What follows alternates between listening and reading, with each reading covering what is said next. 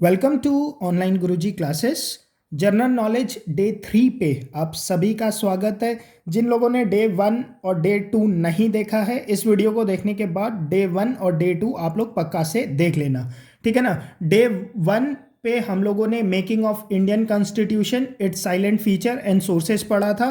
और डे 2 पे हम लोगों ने preamble, union and states, citizenship पढ़ा था, ठीक है ना। तो आज हम लोग फंडामेंटल राइट्स पढ़ने वाले हैं और 15 मिनट के इस लेक्चर पे मैं आप लोगों को बस इंपॉर्टेंट कॉन्सेप्ट्स करा रहा हूँ। इतना मैं बार बार आप लोगों को बता रहा हूँ कि एग्जाम पॉइंट ऑफ व्यू से जो इंपॉर्टेंट है, ठीक है, वन डे एग्जाम्स के लिए, चाहे एसएससी सीजीएल का एग्जाम हो, सीएचएसएल का एग्जाम हो, railways, RRB, NTPC, group D हो, कोई भी वन डे एग्जाम्स के लिए सफिशिएंट है इतना जीके, ठीक है। इतना पढ़ लोगे तो 90% स्कोर करके आ ही सकते हो, ठीक है। उस हिसाब से हम लोग पढ़ रहे हैं, ठीक है। ओके, आज हम लोग पढ़ने वाले हैं फंडामेंटल राइट्स को। और पॉलिटी का सबसे टफ टॉपिक यही है, अगर सीरियसली बताऊं। सबसे ज़्यादा आर्टिकल्स यहीं पे रटने पड़ते हैं और सबसे टिपिकल टॉपिक यही है। बट 15 मिनट के अंदर आप लोगों को सारे आर्टिकल्स याद हो जाएंगे, सब चीज़ याद हो जाएगी, ठीक है। तो वीडियो को शुरू से लेकर एंड तक आप लोग पक्का से देखना, जिन्हें भी पढ़ना है, बाकी तो देख लो अपना। ओके, पॉलिटी पे फंडामेंटल राइट्स कहाँ से कहाँ तक आता है? आर्टिकल 12 से 35 तक, ठीक है। और ये आता है आप लोगों के पार्ट 3 पे, आर्टिकल 12 से 35 तक। और आता किस पे? आप लोगों के पार्ट 3 पे। क्लियर? फंडामेंटल राइट का जो कंसेप्ट है वो कहाँ से लिया गया गाइस? फंडामेंटल राइट का जो कंसेप्ट है वो लिया गया आप लोगों के यूएसए के कॉन्स्टिट्यूशन से। तो क्वेश्चन पूछ लिया जाता है कि भाई फंडामेंटल राइट का कंसेप्ट कहाँ से लिया गया? तो यूएसए कॉन्स्टिट्यूशन से लिया गया। और फंडामेंटल राइट को मैग्ना कार्टा ऑफ इंडिया बोला जाता है। ये क्वेश्चन पूछ लिया जाता है कि मैग्ना कार्टा ऑफ इंडिया किसे बोला जाता है, ठीक है ना। तो फंडामेंटल राइट्स को मैग्ना कार्टा ऑफ इंडिया भी बोला जाता है, ठीक है। अब फंडामेंटल राइट की बात करूं तो आप लोगों के पास टोटल 6 फंडामेंटल राइट्स है, ठीक है। टोटल कितने हैं? 6 फंडामेंटल राइट्स है। पहले 7 हुआ करते थे, अब किसे हटा दिया, क्यों हटा दिया, वो सब बात देखेंगे अभी, ठीक है। फंडामेंटल राइट्स की बात करें तो कितने हैं? कितने बताए मैंने? 6 हैं। सबसे पहला है राइट टू इक्वालिटी, ठीक है। दूसरा है right to freedom. Right to equality article 14 से 18 तक है। फिर राइट टू फ्रीडम 19 से 22 तक है। फिर राइट अगेंस्ट एक्सप्लॉयटेशन है 23 से 24 तक। फिर right to freedom of religion है 25 से 28 तक। फिर कल्चरल एंड एजुकेशनल राइट है 29 से 30 तक। फिर राइट टू प्रॉपर्टी हुआ करता था, 31 पे, बट अब इसे हटा दिया, ठीक है। तो क्वेश्चन पूछ लिया जाता है कि भाई राइट कौन से को हटा दिया गया, तो पता होना चाहिए राइट टू प्रॉपर्टी आर्टिकल 31 को हटा दिया। अभी और भी बताता हूं इसके बारे में जो पता होना चाहिए। उसके बाद लास्ट है आप लोगों का 6th है right to constitutional remedies, article 32 के अंदर है। क्लियर? पता चल गया कौन कौन से है? First, second, third, fourth, fifth, ये हट गया, ये 6th हो गया। क्लियर? अच्छा, अब एक बात यहां पर पता होनी चाहिए कि राइट टू प्रॉपर्टी जो था उसे, उसके साथ क्या किया गया। यहां देखो, राइट टू प्रॉपर्टी था गाइस, जो नोट करके लिख लेना आप लोग नोट्स पे अपने। देखो, राइट टू प्रॉपर्टी आर्टिकल 31 को 44th कॉन्स्टिट्यूशनल अमेंडमेंट, ठीक है, 44 कॉन्स्टिट्यूशनल अमेंडमेंट जो कि 1978 में आया था, इसके थ्रू फंडामेंटल राइट से हटा दिया गया, ठीक है। और इसे कहां डाल दिया? आर्टिकल 30A पार्ट 12 पे इसे फिट कर दिया। समझ रहे हो? बस इतना पता होना चाहिए। क्लियर? चलो आगे चलते हैं, फटाफट खत्म करना है चैप्टर। नेक्स्ट, नोट्स बनाते चलना, ठीक है ना। आ जाओ भाई। अब देखो, बहुत चीज़ है यहाँ पर याद करने के लिए, याद होते जाएगा आप लोगों को, उसकी टेंशन ना लो। देखो, राइट टू इक्वालिटी सबसे पहला था आर्टिकल 14 से 18 तक, ठीक है। राइट टू इक्वालिटी कहाँ था? आर्टिकल 14 से 18 तक। अब इसके सारे पता होने चाहिए भाई। आर्टिकल 14 पता होना चाहिए, 15 पता होना चाहिए, 16 पता होना चाहिए, 17 पता होना चाहिए और 18 पता होना चाहिए, सारे पता होने चाहिए, ठीक है, अब इसे याद कैसे रखोगे? देखो, याद अभी मैं बताता हूं याद कैसे रखना है। ये याद रखना है एक वर्ड, LDEUT। अब इसका मतलब क्या है LDEUT? LDEUT को कैसे याद रखोगे? LDC का पेपर होता है ना, LDC का, SSC वालों को सबको ही पता होगा। LDC UDC पोस्ट होते हैं, तो LDC यूनियन टेरिटरीज के लिए LDC की जगह LDE की वैकेंसीज आ रखी है, ऐसे याद रखना। क्लियर? याद रहेगा? अब आ जाओ बस। देखो, L स्टैंड फॉर आता है लॉ। तो आर्टिकल 14 बोलता है इक्वल बिफोर लॉ, मतलब लॉ के आगे हर आदमी इक्वल है। क्लियर? ओके। देखो, डी से आता है डिस्क्रिमिनेशन। आर्टिकल 15 बोलता है कि रिलीजन, रेस, सेक्स के हिसाब से आप किसी के साथ भी डिस्क्रिमिनेशन नहीं कर सकते, क्योंकि राइट टू इक्वालिटी पढ़ रहे हो ना, तो डिस्क्रिमिनेशन नहीं हो सकता इन ग्राउंड पे। ई आता है एम्प्लॉयमेंट के लिए। ई आता है एम्प्लॉयमेंट के लिए। तो आर्टिकल 16 बोलता है कि भाई सबको एम्प्लॉयमेंट का बराबर अधिकार है। ऐसा होता है ना कि मिनिमम तो होता ही है कि भाई आप लोगों को जैसे SSC CGL के वैकेंसीज आते हैं कि भाई ग्रेजुएट होना चाहिए, उसके बाद तो कुछ नहीं होता ना। ग्रेजुएट अगर आप लोग हो, बेसिक नीड्स तो चाहिए ही, अगर आप लोग उसे क्वालिफाई करते हो तो हर कोई पेपर भर सकता है, समझ रहे हो ना, हर कोई पेपर में अपीयर हो सकता है। क्लियर? यू आता है अनटचेबिलिटी के लिए। ठीक है, abolition of untouchability. Clear? You किसके लिए आता है? Abolition of untouchability. ठीक है ना, अनटचेबिलिटी पता ही होगा ना, पहले हुआ करता था। ओके। और टी आता है आप लोगों के टाइटल्स के लिए, अबॉलिशन ऑफ रॉयल टाइटल्स। अंग्रेजों के टाइम पे रॉयल टाइटल्स दिए जाते थे, है ना, जमींदार और महाराजा, ये सब। ठीक है, abolition of royal titles. Clear हो गया? राइट टू इक्वालिटी के अंदर 14 से 18 तक, 14, 15, 16, 17, 18, रिपीट नहीं करूंगा, वीडियो को हल्का सा पीछे करके दोबारा सुन लो तो वो रिपीट के बराबर है, रिपीट करके टाइम ही वेस्ट होगा। क्लियर हो गया राइट टू इक्वालिटी? अब आ जाओ नेक्स्ट, राइट टू फ्रीडम, अगला था जो। आ जाओ अब राइट टू फ्रीडम पे आ जाओ। रुको एक सेकंड, सेट करने में टाइम लगेगा, पढ़ाने में नहीं लगेगा। ठीक है, ओके, आगे स्क्रीन पे आ जाए बस, आ गया, आ जाओ। अब देखो, right to freedom, right to freedom पे क्या है आप लोगों का? राइट टू फ्रीडम पे है आप लोगों का आर्टिकल 19 से 22 तक। ठीक है, आर्टिकल कितना है? 19 से 22 तक। अब इसे कैसे याद रखोगे? देखो, इसे याद रखने के लिए आप लोगों ने याद रखना है SOLD, सोल्ड।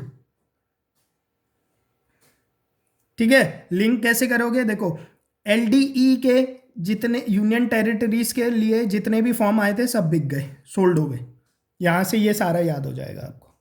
ठीक है, अच्छा अब देखो, राइट टू फ्रीडम के अंदर अब आर्टिकल 19 से 22, ये भी याद होना चाहिए गाइस। अब यहां पर वही है ना, अब याद होना चाहिए तो होना चाहिए वाली बात है, कुछ मदद नहीं कर सकता।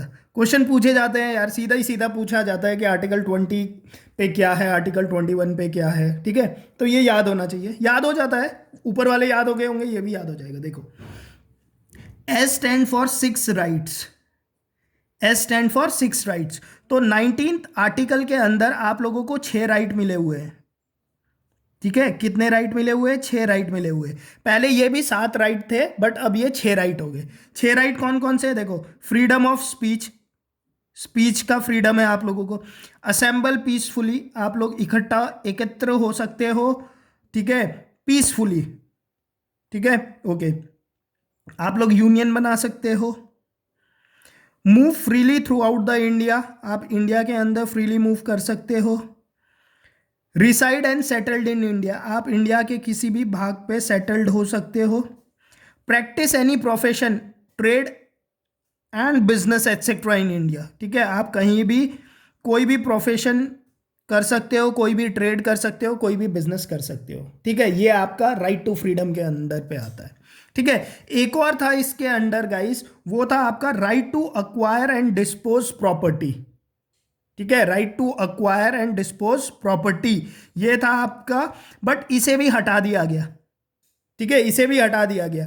किससे हटाया गया? अब ये क्वेश्चन पूछा जाता है तो 44th कॉन्स्टिट्यूशनल अमेंडमेंट से, जिससे पहले हटा था, 44 कॉन्स्टिट्यूशन अमेंडमेंट एक्ट, ठीक है, इसके through right to acquire and dispose property को हटा दिया गया। क्लियर?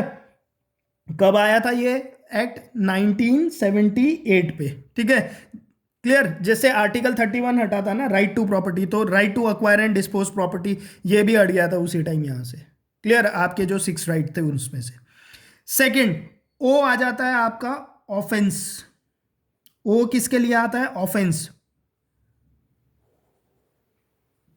देखो, आर्टिकल 20 बोलता है protection in respect of conviction of offence. गलती मान लेते हो तो आप लोगों को कन्विक्शन हो जाता है ऑफेंस का, तो प्रोटेक्शन आप लोगों को मिलता है। एज पर लॉ ही आपको क्या होगा? सजा मिलेगी। तो protection of conviction of offence, ठीक है, गलती मान लिया तो प्रोटेक्शन मिलेगा। ठीक है, इसीलिए बोलते हैं ना कि पुलिस के हवाले कर दो खुद को, बोलते हैं ना, डायलॉग आता है। क्लियर? ओके। नेक्स्ट आता है एल। ठीक है, L stand for life and liberty. ठीक है, तो protection of life and personal liberty. Clear? Protection of life and personal liberty. Clear? अच्छा, अब protection of life and personal liberty के अंदर आर्टिकल 21 के अंदर एक और आर्टिकल आता है। ठीक है, उसे पहले ही सुन लो, चलो उसे ही सुन लो। 21 के अंडर ना एक और आर्टिकल है, ये देखो थोड़ा ऊपर है, यहां पर है। 21 के अंडर एक और आर्टिकल है 21A। 21A क्या कहता है? Free and compulsory education to children of age 6 to 14। बार बार पूछा जाता है कि कौन से आर्टिकल के थ्रू फ्री एजुकेशन है इंडिया में 6 से 14 साल तक के बच्चे के लिए? Article 21A। और ये कब? ये 86th अमेंडमेंट एक्ट के बाद ऐड हुआ था। ठीक है, 86 अमेंडमेंट एक्ट 2002 का, ये पूछ लेते हैं तो यहां पर मैंने लिख दिया है ताकि अगर बाई चांस पूछ लिया जाए तो आप लोगों को पता हो। क्लियर? इतना क्लियर हुआ? अभी तक कोई डाउट होना नहीं चाहिए, कुछ है ही नहीं अभी तक। ठीक है, अब आ जाओ 21st क्लियर हो गया, अब आ जाओ 22nd में। 22nd बोलता है protection against arrest and detention. ठीक है, D stand for detention. Detention मतलब भी अरेस्ट ही होता है। सी, कोई भी आपको, पुलिस आपको आके अरेस्ट कर देती है ना, तो ऐसे ही नहीं कर सकती पुलिस आपको। कोई भी आपको अरेस्ट करता है तो विद इन 24 आवर के अंदर अंदर नियरेस्ट जो मजिस्ट्रेट है उसके पास आपको ले जाना पड़ता है। ठीक है, उसके बाद जो मजिस्ट्रेट होता है वो डिसाइड करता है कि भाई जो अरेस्ट किया गया है वो अरेस्ट सही हुआ है कि नहीं हुआ है, कि ऐसी फालतू में अरेस्ट कर दिया गया। ठीक है ना? तो ये आपको protection against arrest and detention, article 22। Clear? कोई डाउट अभी तक नहीं होगा? चलिए आगे चलते हैं। थोड़ा सा है, अब है तो अब क्या करें, पढ़ना तो पड़ेगा ही ना थोड़ा बहुत। चलो ओके, नेक्स्ट आ जाओ, से एडजस्ट कर लेते हैं पहले फटाफट। आ जाओ, अब आ जाओ, यहाँ पर आ जाओ, ये आ गया आपका। ठीक है, राइट अगेंस्ट एक्सप्लॉइटेशन 20 कहाँ तक पढ़ लिया था हम लोगों ने? 22 तक पढ़ लिया था। अब देखो 23 एंड 24 में क्या है? राइट अगेंस्ट एक्सप्लॉइटेशन है 22 एंड 23 पे।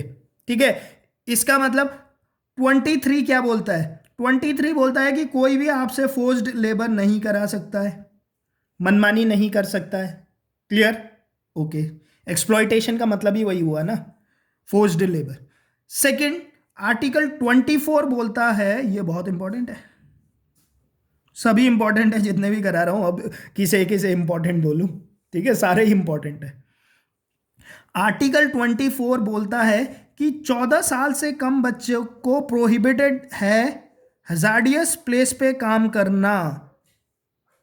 ठीक है, less than 14 years child can not work और are prohibited to work in hazardous place, जैसे माइंस हो गई, फैक्ट्रीज हो गई, उस पे क्या है 14 साल से कम उम्र के बच्चों को काम करना मना है। क्लियर? तो ये हो गए राइट अगेंस्ट एक्सप्लॉइटेशन 23 एंड 24। ठीक है, अच्छा इसके बाद वाले ज्यादा इंपॉर्टेंट नहीं है। ठीक है, इसके बाद आ जाओ सीधा आर्टिकल 32 पे। लास्ट है जो आप लोगों का, कौन सा है? Right to constitutional remedies. ठीक है, article 32, right to constitutional remedies. ठीक है ना, लास्ट था ना आप लोगों का फंडामेंटल राइट्स के अंदर। ठीक है, अच्छा अब इसे ना राइट टू कॉन्स्टिट्यूशनल रेमेडीज ये सबसे इंपॉर्टेंट माना जाता है। ठीक है, सारे आपके फंडामेंटल राइट पे सबसे ज्यादा इंपॉर्टेंट इसीलिए माना जाता है, इसीलिए जो डॉक्टर B.R. अंबेडकर थे उन्होंने heart and soul of Indian constitution इसी को बोला। ठीक है ना, आर्टिकल 32 को, राइट टू कॉन्स्टिट्यूशनल रेमेडीज को heart and soul of Indian constitution बोला था डॉक्टर B.R. अंबेडकर ने। 50-100 बार तो पूछ लिया गया होगा ये क्वेश्चन। क्लियर? याद रखना। सी, अब आर्टिकल 32 के अंदर क्या होता है गाइस? आर्टिकल 32 के अंदर जो हायर कोर्ट्स है ना, सुप्रीम कोर्ट हो गया और हाई कोर्ट हो गए, ये ना रिट इशू करते हैं, रिट्स। यहां से एक क्वेश्चन पूछा जाता है, सुप्रीम कोर्ट किस आर्टिकल के थ्रू करता है? पहले मिला ले, चलो इसे मिला लेते हैं ना, फिर यहीं से पढ़ लेंगे, एक ही में आ जाएगा और ये हो जाएगा इतने में। रुको रुको रुको, यस ठीक है। ठीक है, सुप्रीम कोर्ट रिट इशू करता है आर्टिकल 32 के अंडर पे, और हाई कोर्ट रिट इशू करता है आर्टिकल 26 के अंडर पे। ठीक है, तो ये क्वेश्चन भी पूछ लिया जाता है कि किस आर्टिकल के थ्रू रिट इशू किए जाते हैं। अब 5 टाइप के रिट इशू किए जाते हैं, ये पांचों पता होने चाहिए। पहला है आपका हेबियस कॉर्पस। इसका मतलब क्या होता है? कॉर्प किसे कहते हैं? पुलिस को कहते हैं ना। तो हेबियस कॉर्पस पे देखो, मोटा मोटा समझ लो, अगर एग्जाम पे क्वेश्चन आएगा, ऑब्जेक्टिव तो होता ही है ना, पता है मतलब 2 ऑप्शन से मार लोगे इजीली। हेबियस कॉर्पस का मतलब क्या है, कैसे इसे याद रखोगे? सी, कॉर्पस, कॉर्प आ रहा है, कॉर्प मतलब पुलिस। अगर पुलिस ने किसी भी आदमी को डिटेन किया है या अरेस्ट किया हुआ है, तो हेबियस कॉर्पस के हिसाब से पुलिस को क्या करना पड़ता है? उसे जो नियरेस्ट मजिस्ट्रेट है, ठीक है ना, नियरेस्ट मजिस्ट्रेट के पास उसे ले जाना पड़ता है, और वहां पर वो मजिस्ट्रेट डिसाइड करता है कि भैया इस बंदे को अरेस्ट सही रीजन के वजह से किया गया है या फालतू पे ही अरेस्ट कर दिया गया है। तो हेबियस कॉर्पस का ये मतलब हो गया कि भाई पुलिस ने अगर किसी को अरेस्ट किया है तो सही तरीके से अरेस्ट हुआ है कि नहीं हुआ है, ये चेक कर लेता है हेबियस कॉर्पस। ठीक है, next is your mandamus. Mandamus का मतलब होता है डू योर ड्यूटी। ठीक है, पब्लिक ऑफिसेस के लिए। ठीक है, मंडामस मनमानी की तरह साउंड हो रहा है ना, तो भैया बोला जा रहा है कि आपकी मनमानी नहीं चलेगी, आपको जो ड्यूटी असाइन किया गया है आपने वो ड्यूटी करना है। मैंडामस इसलिए इशू किया जाता है। ठीक है, ओके, मैंडामस भी क्लियर हो गया। Next is quo warranto. Quo warranto का मतलब होता है बाय व्हाट अथॉरिटी। अब इसका मतलब समझो। अब जैसे मूवी पे दिखाते भी है ना, पुलिस वाला आता है तो उससे पूछा जाता है आपके पास वारंट है क्या अरेस्ट करने का, मतलब क्या अथॉरिटी है, समझ रहे हो ना? अथॉरिटी, बाय व्हाट अथॉरिटी, तो पूछा जाता है वारंट है क्या। मूवी पे दिखाता है ना कि भैया इसके पास मतलब जब जाता है किसी विलन को पकड़ने तो वो वारंट लेकर जाता है। तो वारंट क्या होता है? वारंट एक तरीके से उसे अथॉरिटी दे देता है। तो क्यू वारंटो क्या होता है? By what authority. समझ रहे हो ना कि क्या अथॉरिटी है ये काम करने के लिए आपके पास, क्यू वारंटो उसे बताता है। क्लियर? Next, prohibition. प्रोहिबिशन का मतलब क्या होता है? प्रोहिबिट करना, मतलब किसी चीज को मना करना, ठीक है, रोकना। प्रोहिबिशन का यही मतलब होता है, वही मतलब है यहाँ पर। प्रोहिबिशन पे क्या होता है? हायर कोर्ट्स जो होते हैं ना, हायर कोर्ट्स जैसे सुप्रीम कोर्ट और हाई कोर्ट यही इशू करते हैं ना writ. Higher court lower court को रिट इशू कर सकता है किस केस में, जब लोअर कोर्ट अपना सारे कोर्ट के अपने ज्यूरिडिक्शन के लेवल है ना, लेवल ऑफ ज्यूरिडिक्शन होता है हर किसी का कि भाई आप इस लेवल तक का ही काम कर सकते हो, इससे ऊपर आप काम नहीं कर सकते हो। तो जब लोअर कोर्ट अपने ज्यूरिडिक्शन से ज़्यादा एक्सीड कर जाता है ना, तो हायर कोर्ट जो है वो लोअर कोर्ट को क्या प्रोहिबिट कर सकता है, रिट इशू कर सकता है, प्रोहिबिशन उसे कहते हैं। क्लियर हो गया? नेक्स्ट आ जाओ। ठीक है, नहीं क्लियर हुआ तो एक बार रिवाइज करके देख लेना यार, है ना। बार बार बोलूंगा तो जिन्हें क्लियर हो रहा है उनका तो टाइम वेस्ट हो ही रहा होगा, क्योंकि जल्दी से जल्दी खत्म कराना है ना। ओके, नेक्स्ट जो फिफ्थ नंबर है दैट इज योर सर्टियोररी।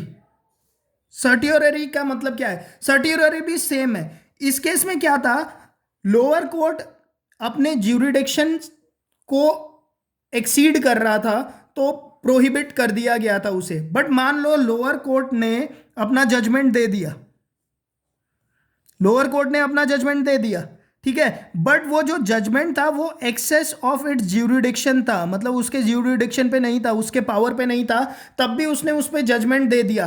तो हायर कोर्ट क्या करता है, वो रिट इशू करता है जो कि उसके ज्यूरिडिक्शन को क्या कर देता है, नल एंड वॉइड कर देता है। समझ गए? इसे बोलते हैं सर्टियोररी। क्लियर? तो ये 5 है, habeas corpus, mandamus, quo warranto, prohibition और सर्टियोररी। इतने आप लोगों को ये सारे पता होने चाहिए। क्लियर? ओके, आगे आ जाओ। लास्ट है, ठीक है ना, ज़्यादा ही नहीं करा रहा हूँ, ठीक है। अब खत्म भी तो हो गया चैप्टर, पढ़ने बैठोगे तो ऐसा इतने आर्टिकल्स है ना कि बस पूछो मत। ये भी इंपॉर्टेंट है, छोटा सा है, अब तो 2 मिनट लगेंगे, ठीक है।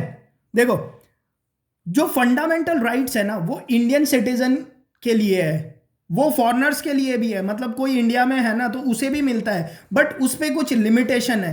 तो ये क्वेश्चन पूछ लिया जाता है कि भाई फॉरेनर्स को कौन कौन से राइट नहीं मिलते हैं, फॉरेनर्स को, ठीक है। तो fundamental right article not for foreigners, ठीक है। फंडामेंटल राइट्स कौन कौन से आर्टिकल है जो फॉरेनर्स के लिए नहीं है? अब तो आर्टिकल तो याद हो गए हैं। आर्टिकल 15 याद है, प्रोहिबिशन ऑफ डिस्क्रिमिनेशन। आर्टिकल 16 समझा भी रखा है ये, ठीक है ना, इक्वालिटी इन पब्लिक एम्प्लॉयमेंट, ठीक है ना। अब ये तो नहीं ना, फॉरेनर्स के लिए तो वैकेंसीज नहीं आती ना, अगर वो 10th पास है तो नहीं होता, उनके लिए नहीं होता ना, ठीक है। तो इक्वालिटी इन पब्लिक एम्प्लॉयमेंट पे आर्टिकल 19 6 राइट ऑफ फ्रीडम, ठीक है, उनके लिए नहीं है ये सब, ठीक है। ये इंडियन के लिए है, जो इंडियन सिटीजन है उनके लिए बस। और यहाँ पर 2 नए आर्टिकल्स हैं, आर्टिकल 29 और 30 जो हम लोगों ने नहीं पढ़ा, क्या है वो देख लो। Protection of language, script and culture of minorities, ठीक है, protection of language, script and culture of minorities. और article 30 right of minorities to establish and administer educational institution, ये, ठीक है। तो ये 5 राइट 15 16 19 29 और 30 ये क्या होते हैं, फॉरेनर्स को नहीं मिलते हैं। क्लियर? तो गाइज इतना ही आप लोगों का इंपॉर्टेंट टॉपिक है फंडामेंटल राइट्स के अंडर पे। और इस लेक्चर को सुनने के बाद नीचे मैंने कमेंट सेक्शन पे एक लिंक पोस्ट कर रखा है, ठीक है ना। उस लिंक पे क्या है, आप लोगों के डिस्क्रिप्ट ऑब्जेक्टिव क्वेश्चंस है प्रीवियस ईयर एग्जाम्स के। तो आप लोग उस चैनल पे जाकर, वो भी मेरा ही चैनल है, उस चैनल पे जाकर आप लोग ऑब्जेक्टिव क्वेश्चंस को भी कर लीजिए, ठीक है। क्योंकि सब्जेक्टिव के बाद क्या होता है ना, ऑब्जेक्टिव क्वेश्चंस भी जरूरी होते हैं। तो वो सारे क्वेश्चंस अगर आप लोग प्रैक्टिस कर लेते हो ना, तो ये है कि एकदम पक्का हो जाएगा, समझ रहे हो ना, फुल प्रूफ हो जाएगा आप लोगों की प्रिपरेशंस, ठीक है। तो उस चैनल को भी आप लोग ज्वाइन करके सब्सक्राइब कर लीजिए। बाकी अगर वीडियो पसंद आया है तो वीडियो को लाइक कर लीजिए, चैनल सब्सक्राइब नहीं किया है तो चैनल सब्सक्राइब कर लीजिए। पार्ट 1 एंड पार्ट 2 नहीं देखा है तो पार्ट 1 एंड पार्ट 2 भी देख लीजिए। Okay friend, thank you.